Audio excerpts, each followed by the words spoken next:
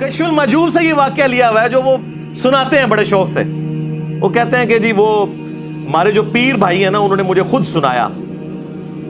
علی بن عثمان حجویری صاحب کے پیر بھائی نے ان کو یہ واقعہ سنایا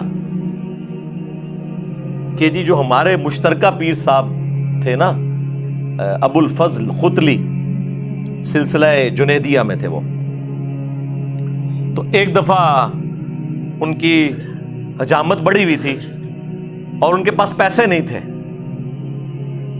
کہنے لگے یا اللہ تیری نبی کی سنت ٹوٹ رہی ہے تو مجھے کچھ پیسے عطا کر دے. تو وہ پیر بھائی ان کا جو علی حجویری صاحب کو کہانی کروا گیا, وہ کہتا ہے جی میں اس وقت درخت کے اوپر چڑھا ہوا تھا, یہ شہتوت کا جو درخت ہے نا اس کے لیے, کیڑوں کے لیے وہ جو پتے اکٹھے کرنے کے لیے. تو کہتے ہیں کہ میں نے خود اپنی آنکھوں سے دیکھا کہ جی درخت کے پتے, اس کی ٹہنیاں, اور اگلی کہانی سنو اس کی جڑیں بھی سونے کی ہوگی. جڑ کی تو نظر آندی ہے. اور مصباحی صاحب سناتے ہوئے کہتے ہیں ہاں نا, یعنی میں آپ وے کیا.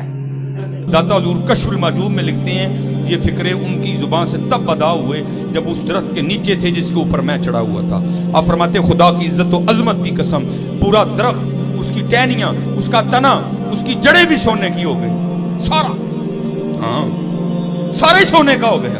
اب وہ جو ہے نا وہ مٹی اٹھانے کے لیے نیچے ہوا, تو نیچے دیکھا تو زمین سونے کی, زمین سونے کی. یہ کیا ہوا, دائیں دیکھا تو سونا, بائیں دیکھا تو سونا, آگے دیکھا تو سونا, پیچھے دیکھا تو سونا. اب بابا جی نے کام کیا تھا, کیوں نہیں مٹی دیا ٹیما پھڑان دیا, اور کہتا ہے حضور کہاں سے پکڑاؤں, مٹی ہے ہی نہیں, جہاں تک نظر جاتی سونا ہی سونا ہے.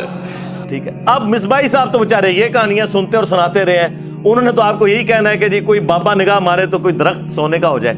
میرے بھائی یہ تو اس قسم کے واقعات اگر ہونے ہوتے نا, اللہ کے لیے کوئی ناممکن نہیں ہے, لیکن جو چیزیں ہم نبی علیہ السلام کے بارے میں کلیم نہیں کر سک رہے, دنیا کو اللہ تعالیٰ نے اسباب کے ساتھ جوڑا ہوا ہے, آپ وہ باتیں اپنے بابوں کی طرف کیوں منسوب کرتے ہیں کہ اوپر دیکھا تو سونا, دائیں دیکھا تو سونا, بائیں دیکھا تو سونا, اور ٹھیک ہے جی, اور مٹی کے ڈھیلے بھی نہیں جناب سنجے کے لیے مل رہے, سونا ہی سونا.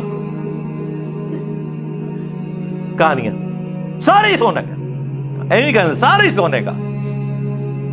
تو میرے بھائی سورہ توبہ پڑھے, سب سے کرٹیکل جنگ نبی علیہ السلام کی مبارک زندگی کی غزوہ تبوک, 1.5 لاکھ کی فوج لے کر کیسر روم عرب کے بارڈر پہ آ گیا ہے, دنیا کی سب سے بڑی سپر پاور, اور نبی علیہ السلام کے پاس صرف 30,000 جانثار صحابہ ہیں جن کے پاس سامان بھی پورا نہیں ہے, اور مخالفت میں 1.5 لاکھ کا لشکر. باقی صحابہ جا نہیں سکتے ساتھ. سورہ توبہ آیت نمبر 92 میں اللہ تعالیٰ فرماتا ہے کہ اے نبی علیہ السلام تمہارے پاس لوگ حاضر ہوتے ہیں کہ ہمارے لیے کوئی سواری کا بندوبست کر دیں, ہم بھی آپ کے ساتھ جائیں جہاد کے لیے. تو تم ان سے فرماتے ہو کہ میں کوئی ایسی چیز نہیں پاتا کہ جس کے ذریعے میں تمہاری مدد کر سکوں, تمہارے لیے سواری اور جانے کا ساز و سامان ارینج کر سکوں.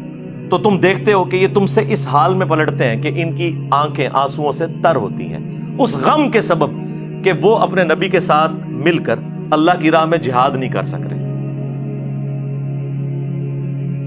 تو اس وقت حضور علیہ السلام نے تو نہیں اوپر دیکھا تو سونا, درخت دیکھا تو سونا, ادھر دیکھا تو سونا. وہ تو ترمذی میں اوپر تلے 2-3 احادیث موجود ہیں کہ سیدنا عثمان غنی رضی اللہ تعالیٰ عنہ علیہ السلام نے اپنی جو دولت تھی حضور کے قدموں پہ نشاور کی تبوک کے موقع پر, اور نبی علیہ السلام نے انہیں جنت کی بشارت سنائی. تو ظاہری اسباب تو اختیار کر رہے ہیں. نبی علیہ السلام کی تو کہیں یہ تعلیمات نہیں ہے کہ آپ کو پیاس لگے تو آپ جو ہے وہ 10 دفعہ دروشی پڑھ لیں, بھوک لگے تو 10 دفعہ آپ سبحان اللہ و بحمدہ سبحان اللہ العظیم پڑھ لیں. میرے بھائی اللہ نے دنیا کو اسباب کے ساتھ جوڑا ہے, تو آپ اس قسم کی چیزیں کیوں لوگوں کو بتاتے ہیں؟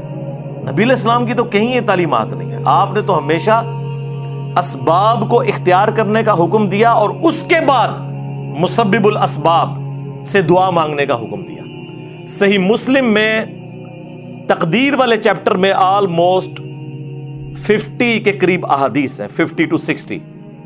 اس کی جو آخری حدیث ہے نا وہ حضرت ابو ہریرہ رضی اللہ تعالیٰ عنہ کو نبی علیہ السلام نے فرمایا, اے ابو ہریرہ جو چیز تجھے نفع دے اس کے لیے پوری کوشش کرنا. اس کے بعد اللہ سے مدد طلب کرنا، کاہلی نہ کرنا، سستی نہ کرنا. پھر بھی تیرے خلاف رزلٹ آ جائے تو پھر کہنا جو اللہ کی مرضی. اگر مگر نہ کہنا، اگر مگر شیطان کا دروازہ کھول دیتا ہے. لیکن یہ اینڈ پہ ہے، کوشش پوری کرنا، پھر اللہ سے مدد طلب کرنا. ہاں، گنج بخش فیض عالم نہیں، اللہ سے مدد. اس کے بعد کاہلی اور سستی نہیں کرنی، کوشش بھی کرنی ہے اور کاہلی اور سستی بھی نہیں کرنی. پھر بھی رزلٹ خلاف آئے پھر کہنا جو اللہ کی مرضی، کہ ٹھیک ہے اللہ تعالیٰ کو یہ منظور نہیں تھا، اپنی ایفرٹ تو پوری پٹ کرنی ہے. یہ کون سا دین ہے جو آپ لوگوں کو سکھا رہے ہیں؟